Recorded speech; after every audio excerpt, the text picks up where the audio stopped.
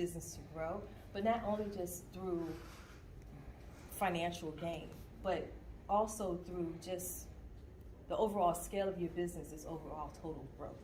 It's the value. I know a lot of times you might hear accountants talk about valuations in your business and all about revenue and scaling your business for growth. You hear people say, oh, let's go, let's make this money, which is good. But you want to be able to balance that out and have good customer retention. You want to be able to have that standing within the community, because those things help you to stay, to grow, and to create a legacy for your business, not just to make the money, make that dollar. So when you're being balanced within your business, you can do that through events as well. It's in our community. It creates a focal point on your customers and clients. Like, for instance, a good event that I could kind of touch on right now for that point would be customer appreciation events. Especially if you have a product, you could just definitely show your customer that you appreciate them by having an event for them. If you have a store, even if you're online, if you have that virtual presence, you can still do the same things. You have StreamYard, you can live stream, you can do your lives on Facebook, you can do TikTok lives. As long as you got 1,000 followers, you can do TikTok lives, and so forth. But you want to kind of just promote that engagement in any way possible to show people that you are there and that you value your customers. Let's see. It builds your business credibility and it brands your business. I really shouldn't have to say much about that, but you want to show yourself as a credible business, that you know what you're doing, that you respect your clients, that they could trust you with what they have, and you are the expert in what you do. Anybody have any questions so far? Yes. You mentioned that you were SWAM certified. Have you had, before you were SWAM certified versus now, can you see the difference in the jobs that you have been able to pick up? So the SWAM certified part, actually, it really helped me on the government side. For state contracting. Right. And so because when you're applying for state contracting and federal, but because SWAM is a Virginia certification, it allows you to be at the top of the competition for that set aside. And so as long as you're SWAM certified and they're gonna look at you first. And then second, they look at to make sure that you have all the parameters that they're looking for. Because your proposal has to meet those requirements. Do you have to bid every time there's an opportunity, or they will, because you're on this list? So anything over $10,000, you have to bid.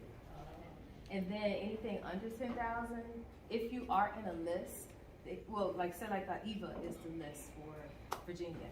They could go through that list and search you out. And but it's always good to network. Network with the organizations, go through that list to see who all is in there, and build that relationship with those contracting officers. Because when you build that relationship, anything under $10,000, you may say, oh, you know what? I know. What's your name? Denisha. So I know Denisha, and she's doing this. She sent her capability statement in and everything. She's been contacting the office. Let me call her and see if she's available for this job under $10,000. So when I became SWAM certified, so actually I'm gonna tell you part of my story. So I was working for my company for 20 years, doing analytic work. And so in 2018, I was laid off. And so I was always wanting to get into government contracting, but that lingo and everything was like, oh my gosh, it was too much. It was overwhelming. And so that was in 2013 where I really had the desire. But then when 2018 came, I had the layoff, I'm like, oh, okay, what are we gonna do? And so I took my side business and moved it up and went aggressively after contracting. I went and got SWAM certified. I learned how to write the proposals and everything. And then that first 6 months of my layoff, even being SWAM certified, I got a lot of contracts. And so I did see that difference from there. And just having that liberty for being full-time entrepreneurship is everything. But yeah, I did see a difference with that, and it did help. And so even on the government level, through SBA, you can do your certifications like your minority, your women-owned business, and so forth. As long as you have all of those, then same thing. It's the set-asides that are out there. It's a bigger pool to, compete in. But as long as you have you get the right pricing, you meeting the requirements for that bid and everything, then it'll put you in a position to hopefully win. So, yeah, you're welcome. The benefit of events, like I talked about before, it creates an experience. It allows you to be engaged with your target audience. It brings people together to support your business and cause. Your brand is visible in a tangible and kinetic way. It transforms. And that's the thing too.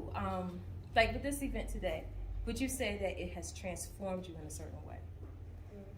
With everything that you've heard so far? Especially the opening. I mean, that right there, she set it up, and so we know we're coming out this cocoon and we're going to go after everything that we want in 2022. So it's that metamorphosis. So that's transformational energy. So that's the same thing that an event can do for your business as well, and the clients and customers, your target audience, because you want to be able to translate them from being an attendee to a client or to a customer. But you want them long term, so you still have to value them as well. Same thing, converts attendees to customers. And most importantly, you show yourself as an expert in what you're doing. And so far, we've had everybody up here that has shown their expertise in what they have. Would you say they're experts? Yeah. From what you're seeing? So that's what an event can do for your business as well. Strategy. One thing I really love is strategic planning. And I think that's the main reason why I really love events. Y'all ever seen the 18, the movie? And the quote is, I love it when a plan comes together. I love that quote. Because when you have an event and you have a strategic plan behind it, you can be able to take that vision that you see and put it into something that is tangible for everybody else to experience. And it's the outcome of it. It's the smile on people's faces. It's the contentment. It's the joy, the happiness, the camaraderie that you see within that event that makes you proud of what you've done. And that's the thing that I love. And that's why I've always loved doing it to, helping other people with their events. And I was telling them, I said, look, I could take your vision and put it into an actual plan and implement it as an event. And just seeing them happy about it, no matter how many times I had to go from plan A to plan Z, or, I had one event where I tore a ligament in my foot, hopping around trying to get things done. And at the end of the day, it's the plan that came together, and when it shows excellence on top of that, that's what you really want at all times. Always make sure you have some form of excellence there. So, in order to get there, a marketing plan is really what you need to have for your business, because it helps to identify exactly how you're going to move your business forward. So I like to say, and this is kind of like off the cuff, I know we're talking about events, but it's part of structure. And in order for you to have a good event, you have to know what you're doing for your business and have to understand that. So that's where that marketing plan comes in at, to have a strategic plan as well for your event. So a marketing plan, it is essential to have an event strategy in your marketing plan. An event is an experiential opportunity to engage your customers. Once again, you have to see what you're doing, and so you have to write that out. So for your business, how many of y'all have a business plan? Okay. How many of y'all have a marketing plan? Okay. So I like to say, okay, one more question. How many of y'all have a branding strategy? Okay. So I like to say that a marketing plan is your vehicle to move your business plan forward. And the branding strategy is how you are seen to the public. And that's how all three of those components work for your business. And then when you're talking about an event is like an end strategy to what you're doing. It's part, it's branding. So, but when you have those other two components in place, you know how you can strategize to create which event that you want to do to bring yourself to the public in a creative way. So, with the marketing plan, it starts there first. It starts with the business plan, but we're gonna focus on the marketing plan. And it helps you to identify where you want to be and how strategic you want to be within it. And that's where that strategy comes in at. And it is important to understand that because you know what your product or services really want to do for your target audience. How can you reach your target audience in multiple ways? And since we're talking about events, would you have a physical event or a virtual event? Could you, in this day of time, could you just have hybrid events? And so, you want to look at so many different ways of how to reach people with your business in terms of event planning. And so that's why you got to definitely have a marketing plan. So I'm going to ask this question. For those of y'all have not written a marketing plan for your business, is there a reason why? Anybody want to answer? That's not my lane. Isn't that your lane? Okay. Anybody else? The verbiage is, Okay. Anybody else? Okay, so, oh yes. I read one, I just haven't thought of it. Because you just been working on that business. You've been rolling, right? You had your hand up too? I just don't know what I'm doing. I just don't. Okay. So one of the things that I like to, because I've written marketing plans as well, and I'm very unorthodox. Even when it comes down to contracts, I'm very unorthodox. I'm just like, as long as you cover, you want to have legal. You got to have legal contracts. But sometimes people will say, I don't want to write a contract because you have to have that certain lingo, therefore, with ever and all this other stuff. I don't write all that. If I want that, I'm going to go to LegalZoom, let you do all that or whatever. But sometimes my contracts or my marketing plans, it's simple wording. It's just putting everything that you're thinking of and making sure you're covering everything. Covering, you're dotting every I, you're crossing every T. It doesn't really matter what the verbiage is. As long as it's, spelled right. You have everything you're talking about within it. And then you put some other legal clauses in there. If you're doing a contract, you put your legal clauses in there to kind of protect you, because really that's what a contract is all about. But with a marketing plan, as long as you're identifying everything, and like I said, once again, that business plan is very important because that helps you to see how you're going to market your business. And so with that, you're doing like market research. So with your different, I think the other young lady had asked a question about how to hear. It was your question that you had when you was asking about how to market your brand.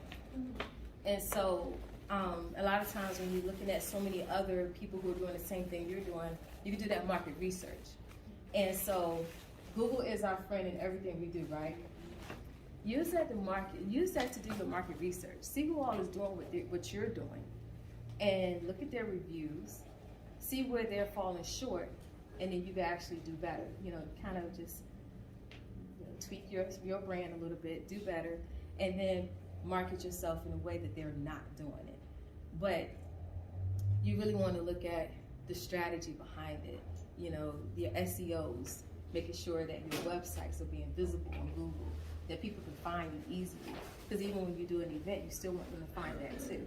So you want to cover all angles. And those are the things that when you're having that marketing plan, you can identify how you want to be seen. Even if it's not online, traditional marketing, publications, media buying for radio, being on TV, your content. Do you want to do video content for your Facebook or your other social media platforms? So you want to look at everything, and that's how a marketing plan can come forward. But we could talk more. I do marketing plans, so we could do that. I can work with you guys. But how am I on time? You're good. Okay. So we can talk more about that. But for the strategic event plan, know your why. Why are you doing it? Why are you wanting to do an event for your business? And know the what, the where, and when. And the where and when are very important too, because location is everything. The time of the season or the time of the year is everything as well. So like if anybody out here having a business really catered to women, okay. So if you have an event for your business and you're catering to women, what's a good month to have it in? March or May. March is International or National Women's Month, and then May is Mother's Day. So depending on what you're wanting to say through that event on behalf of your business, you could put it in that time frame. And then you're gonna title it a certain way, make it appeasing to people who want to come, make it attractive. And so that's why you should know the why, what, where, and when of it. And then the type of events. There's so many different events you can do for your business, depending on what your business is. But you can always think outside the box as well. You have networking events, webinars, conferences, VIP experiences, speaker sessions. You can have community days. You can have somebody's doing mental health. You can have mental health awareness day for Mental Health Month. You know, there's a Mental Health Month. You could do something for that, especially for, like with us, mental health is not as big, but now really people are really pushing that for our culture. So we could do something along the lines of that. But speaker sessions is really good too because you put yourself out there. So here's a little thing about me. I'm naturally shy. I'm shy by nature. I'm an ambivert. I'm the cross between introvert, extrovert. But this year, in coming out and relaunching my business, especially after the pandemic, well, we're still in the pandemic, but you know, after the standstill, because when it first happened, it shut everything down. And with my government contracts being event focused, that industry got hit really, really hard. So I had to pivot. And because I'm a Jill of all trades, I had another skill set to kind of, you know, go into without having to just fold my business. And that was like solely focusing on marketing and getting into virtual events as well. But also becoming the face of my business. I love being in the background. I love it. Just put me in the back, hide me, whatever. I'll do everything. You look good. Keep it going. Hey, we did it. But now I know that I had to really embrace the new thing. And I felt like that new thing for this year is saying, Sasha, you have to get out here. People have to see who you are. And so here I am. And if it wasn't for events like this is like my third time speaking, actually. I've spoke before and just like people are like, oh, I need somebody to do something. Can you do it? I'm like, do you have somebody else? And you know, just like, you know, always feeling like, I know I gotta do this one day, but let me go ahead and do it. And I've done those things, but never to say, hey, I'm a public speaker now. And so here I am. And if it wasn't for this event and me coming out as a speaker, would y'all ever know who I am? Because I've never met anybody in here except for, this is my friend Candy, but y'all would know who I am. And just like I wouldn't know who you are. So now this event has introduced us together. And so that's the power of being the face of your business. You are your brand. It's you. You put yourself into that business. That business is a replica of you in a different way. And that's how you show forth who you are in your business. So it's really good to make sure that all of this is straight. You know, sometimes, like, I did a session on the blueprint of success begins with you first. And with that, I dealt with the inner stuff, because I go through a lot of inner stuff too, you know, and the shyness, overcoming fear. Is fear bigger than your purpose, or your purpose bigger than fear? And so, for me, purpose is bigger than my fear, and I don't ever want to say, well, Dad, could I ever been? And never known if we didn't do. So I embrace it all, embrace the fears, and embrace the fact that I might stutter a little bit here and there, might chew my words up a little bit or whatever, but I'm here. And then so I can pour out into you guys to help y'all be better business owners in as much ways as possible. And that's the value of events for your business. And like I said before, no matter what type of business you have, there's a purpose for an event to show who you are to the people.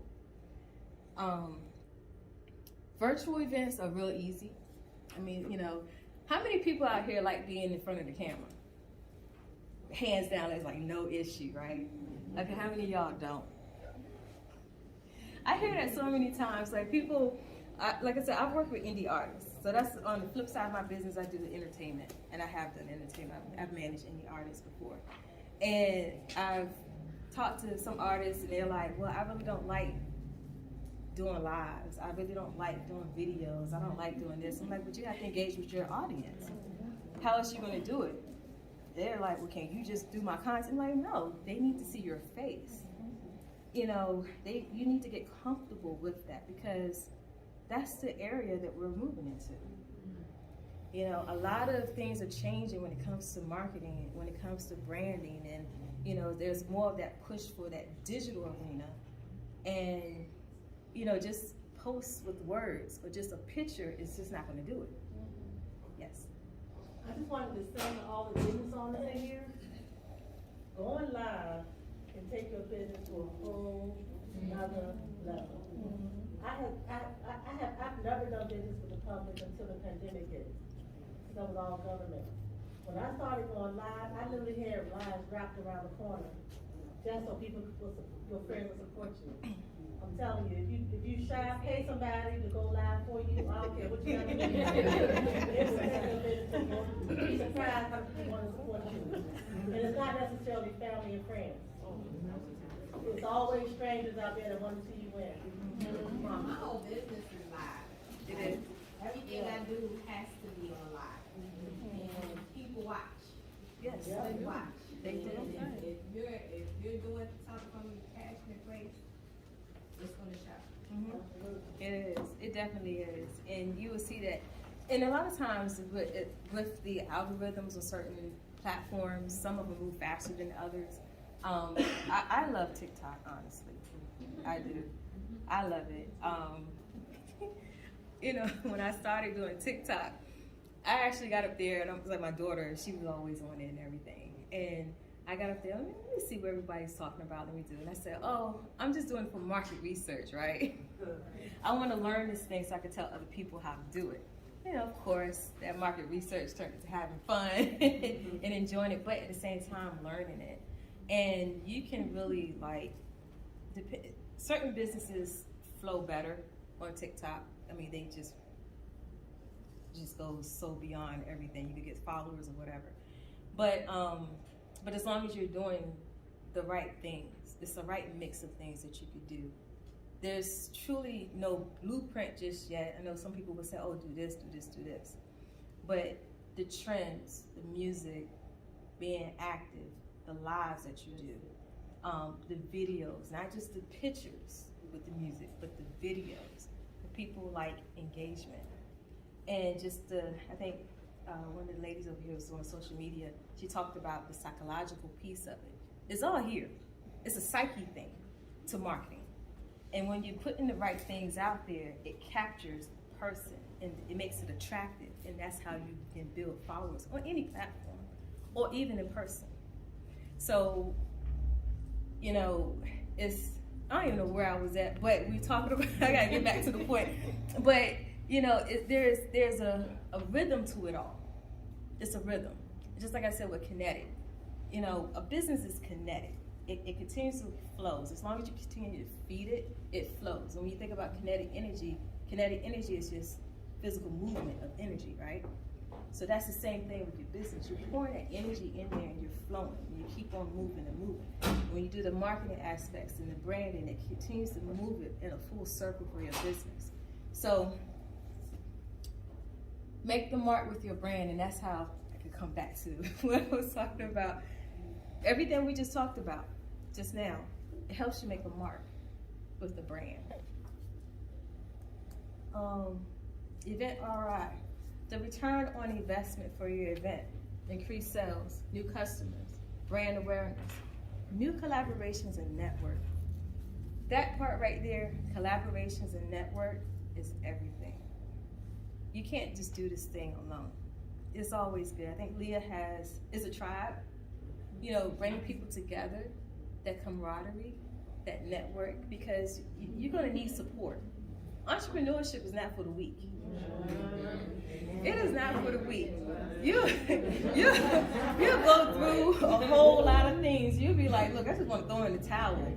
And honestly, I was just there. you know, with the pandemic going on, and like I said, I ran my business full time for 2 years. The pandemic happened, I had to go back to work. So now my business is on the side. So I dealt with that whole psyche thing, like, dang, am I a failure? Like, what's going on, you know? But then it gave me the opportunity to kind of get myself together and be like, Sacha, what are you doing? You know, you still have it. It took me a while to get my fire back. I was just like, okay, just sitting on ideas, just letting them sit. And I'm like, oh, I'm gonna use this time to continue to get things together. But I'm like already mad because I'm not full time anymore. So that did something to me. And that's where that mental health comes in at. Entrepreneurs, business owners, y'all gonna always have to have a mental health check. Yeah. You know, it's because it's you against you.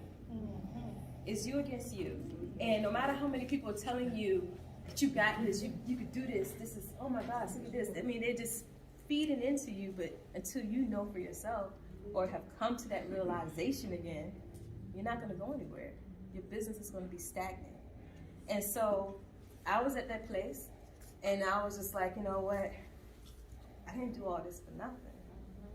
And I'm like, I like my logo. I like this. I like who I am as a person. I love networking and meeting new people and collaborating and doing all kinds of things. I told Leah, I'm like, look, you got me for life, you know, just our first time meeting. But whenever you have something, I'm here. I got you. And if you need help with an event, I'm here. I got you. If you guys need help, I'm here. I got you. Because we help each other win. You know, and that's one thing I feel like with us as, you know, and forgive me, I'm gonna say it, in our culture we don't do enough of. It's that sisterhood, you know, it's that, okay, you drop your crown, pick it up, hey, put it on your head, you know, dust yourself off, keep it going. We really need 10 minutes? I really did 10 minutes? Yeah. Oh my gosh. It's okay. I didn't think I was gonna do that. You got 3 slides? Yeah? Okay. Well, actually, I'm at the end. Thank you, 10 minutes, all right. So, I didn't think I was gonna do that good with stretching it out. I really didn't. But you guys made me feel really comfortable, so thank you. So here I am at the end. The Q&A. Anybody else have any other questions? Any questions y'all have for me? Yes. I just want to get social media handles. Okay. I can, like, follow you here. So if you can scan this code here, that QR code, it didn't work for me, it worked for my daughter earlier, but I'm on Instagram. This here it'll take you to my link tree. And I have all my social medias on the link tree. But I am on Instagram at That Girl Sash. It's THAT Girl Sash. That's my same handle on TikTok and Twitter. And I do have a business page, but I'm more active on my personal, and I kind of mixed it all up together. I know you should do that, but I love it. But under my business page is SWI Management Group. It's the same as my website, SWI MGT Group. So it looked like Swim GT Group. That's me on Instagram, Facebook, and Twitter. And then on Facebook is Sacha Walton, my name. But if you can scan that code, and I have a table too, then I can also give you all the information and business cards as well. But these are some of the other things that I am now doing. Like I said, coming out as a speaker. So this is how I'm branding my business. So I'm using myself as an example as I close out. I am now a speaker. I am also an author, and I have a podcast. And so these are the other services that I offer. Consulting, event production, strategic planning, marketing, and business management, development. Those are some of the things that I've done. Help manage other businesses, help them get off, development and overviews and everything, so we can always talk about that. But I'm an author. This is my new book that is releasing on February 15th. It's called The DIY Artist, because I want to teach indie artists how to be business owners. So that's for that, and here's my podcast as well. So these are different ways that I'm actually working on, like just putting myself out there and bringing people back to me. But also with my podcast, it's also a platform for other business owners. I am doing interviews, so anybody who wants to be interviewed on it, it's called Conversations. And that's a way that you can conversate. But I, like I said, I firmly believe in helping people. And whatever it is that I could do, even if it's something as simple as having a platform to be interviewed. So it's going to be streamed on StreamYard, so it's actually a facial, visual interview. StreamYard, it will stream to YouTube and Facebook, but I'm also recording for my podcast, which streams on Spotify. And like I said, if you want to be interested in being on the show as well, we talk about business, arts, culture, whatever your business is, we can talk about it. We'll formulate that and have a conversation about it. And then also I do have some packages. Everything that's up here today, as I was sitting in here, I just want to be a blessing to a lot of people. Everything is 50% off. 50% off for the packages that you see, but we'll talk about it later. But I really want to see everybody succeed. And a lot of you don't have business plans, a lot of you don't have marketing plans and so forth, but I want to help you and help you get to that goal that you want to reach. And whatever we could do to work together, we could do that. So I'm here for you. And that is it for me. Oh, I'm so sorry. But I will have these same prices on my vendor table too, if y'all stand for that. But thank y'all so much. I really appreciate you. Thank you.